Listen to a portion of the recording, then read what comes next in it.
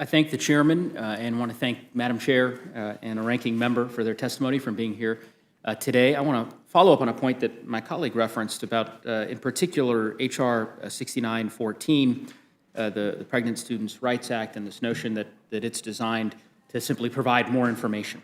And so just to drill down a bit on this, Madam Chair, on page 5 of the bill, in section 2, it's titled Information Content, and I'll just read this. It's the information described in this paragraph is the following. Subparagraph A list of resources on campus and in the community that exist to help a pregnant student in carrying the baby to term and caring for the baby after birth. Do you see that language there? It's subparagraph A.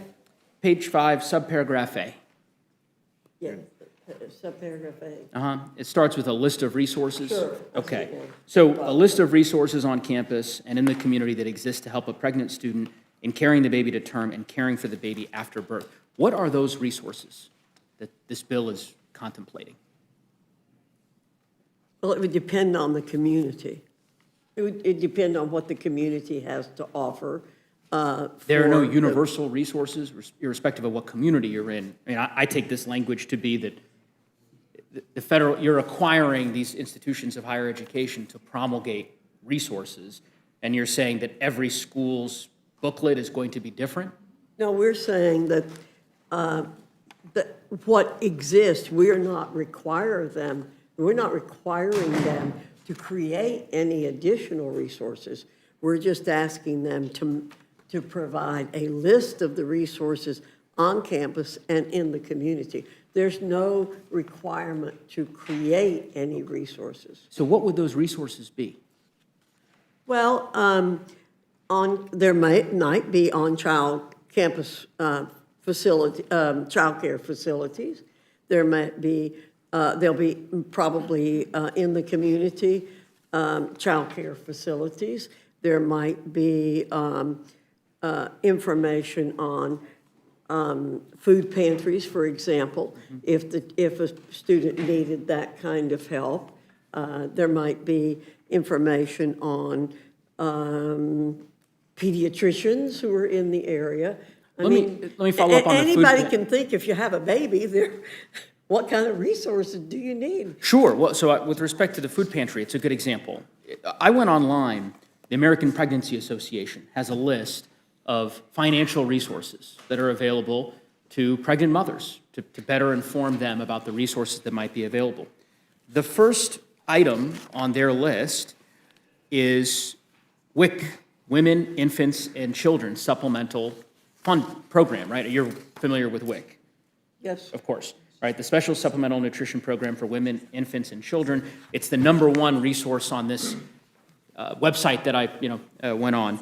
And my understanding is that House Republicans, 190 of them in this Congress, voted to rescind $500 million in WIC funding.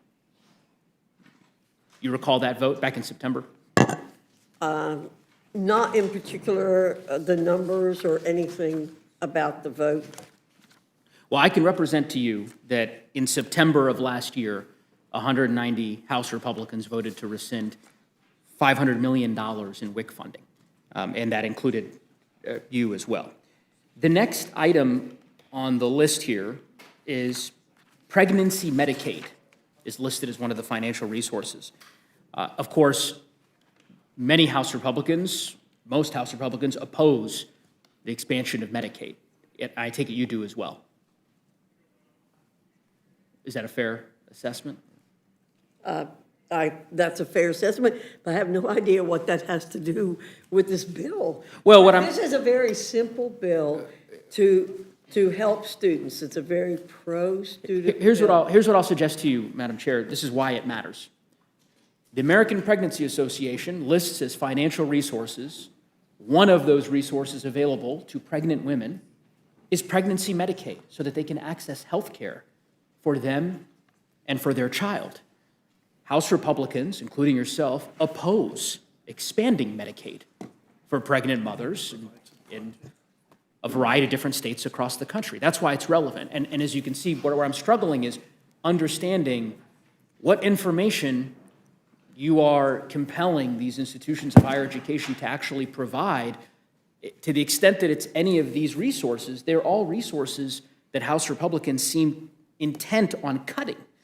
And those are just a few. I mean, the next one on here is temporary assistance for needy families, TANF.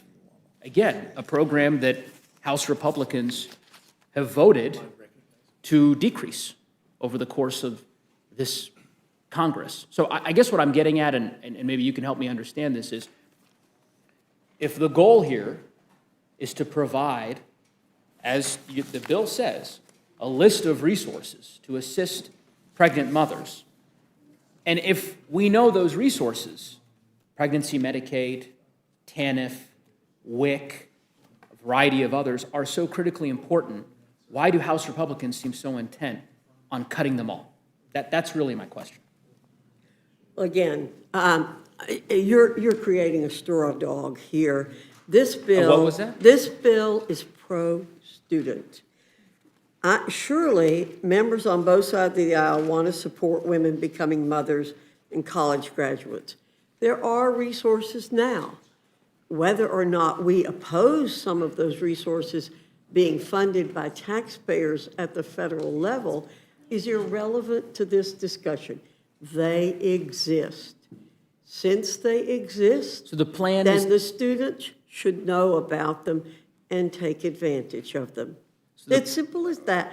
You guys are throwing out straw dogs constantly about this bill. Madam Chair, I would simply say, it seems to me the plan is to mandate the provision of a list of resources, of programs that Republicans are trying to dismantle in Washington. I don't really understand the utility in compelling the production of a list that says, hey, supplemental nutrition assistance program resources are available to you, unless Republicans have a majority in the Congress, in which case it's not worth much more than the piece of paper that this bill apparently is compelling the production of. But again, I guess what I would say, Madam Chair, and it's with all respect, I would be far more interested, I think, in debating and moving forward a bill that funds these resources, that funds these critical programs, TANF, WIC, SNAP, expanding Medicaid, to ensure that pregnant mothers have those resources, as opposed to passing a bill that mandates the creation of a list that lists them out. Ranking Member Scott, I know I want to give you an opportunity. I'd like to respond Sure, to that. of course. We are the Education Committee. We're dealing with students. We're not the Appropriations Committee. That's Mr. Cole and other folks. So perhaps, since Mr. Cole's here, he can hear you say what you want funded. What should be funded is not in our purview, but these things already exist. And so we just want to make sure that students are aware of them. And we want the students to be taken care of. We want their babies to be taken care of. We want them to complete their college education. And so whatever exists, they should have access to it. And if they don't already know about it, we want the school to tell them. Very simple bill, very pro-student, not anti-anything. We're not here to speak against WIC or any of those things. That's a different subject. Thank you. I hear you, Madam Chair, and I hope the appropriators hear us as well. I'm not on the Appropriations Committee, but the only caveat I suppose I would add is that you keep on referencing these programs existing. They exist for now. House Republicans have worked very hard to cut them to the bone over the last 14 months. So, the fact that you'd like to provide a list of resources around WIC or SNAP or TANF to pregnant mothers while the House Republican majority seeks to defund all of these programs just seems a bit disconnected, in my view, from the views and the values and the wishes of the American people. But Ranking Member Scott, I want to give you an opportunity to. Thank you, and I think your comments highlight a real shortcoming of the legislation that gives partial information to begin with. Doesn't give any information on contraception, resources if you experience a miscarriage, if you're going to choose to terminate the pregnancy for any reason. Just gives you partial information, and then in terms of resources, it doesn't give you anything. So that's, if you are trying to make an informed decision, you can't make an informed decision if you're only hearing one side.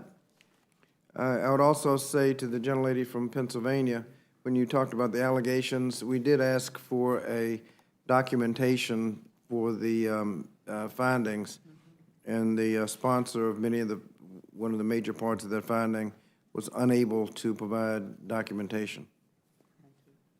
I thank the ranking member, I thank the chair, and I yield the balance of my time. Thank you. Gentlelady from New Mexico.